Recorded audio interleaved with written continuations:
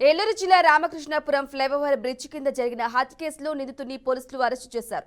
Minor బాలికను తనకిచ్చి వివాహం చేయలేదని అక్కసుతో బాలిక తండ్రి రాజును నిందితుడు హతమార్చాడు. నిందితుడు నానిగా గుర్తించారు. ముద్దాయికి గతంలో నేర చరిత్ర ఉంది. మృతుడు రాజుకి 3 ఆడపిల్లలు ఉన్నారు. మృతుడు రాజు పిల్లల సంరక్షణ బాధ్యత పోలీస్ శాఖ తీసుకుంది. అదేవిధంగా నూతన సంవత్సరం మరియు సంక్రాంతి పండుగలను కుటుంబ సభ్యులతో కలిసి జరుపుకోవాలని కోరారు. 31st నైట్ అసాంఘిక కార్యకలాపాలకు పాల్పడితే కఠిన చర్యలు తీసుకోవడం జరుగుతుందని ఏలూరు డీఎస్పీ శ్రవణ్ కుమార్ హెచ్చరించారు. మన Ramakrishnapuram flyover jute mill flyover అంటారు, దాని పిల్లర్ నెంబర్ 39 కింద జరిగినటువంటి మర్డర్ కేసులో ఈరోజు మేము ముద్దాయిని అరెస్ట్ చేయడం జరిగింది. దాని విషయమే ఈరోజు ఈ సమావేశం ఏర్పాటు చేశాము.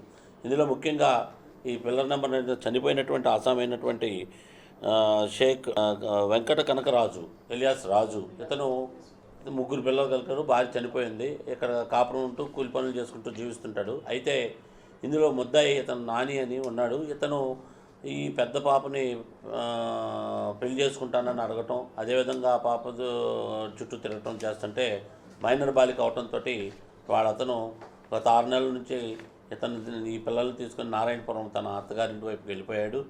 కానీ మన 6 నెలల తర్వాత అక్కడ కూలి పనులు లేవని చెప్పేసి మన 13వ తారీఖు రావటం జరిగింది.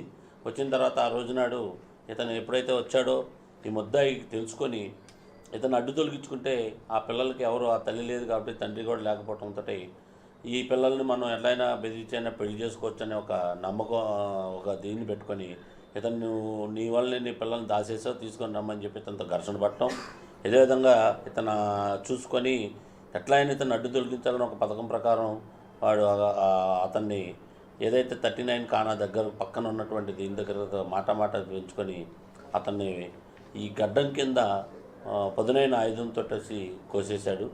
అతనితో చనిపోయాడు అనుకొని వెళ్ళిపోయాడు. అతను కదలలేని పరిస్థితిలో ఉండటంతో అతనికి అధిక రక్తస్రావణం జరగటం, తర్వాత చనిపోవటం జరిగింది.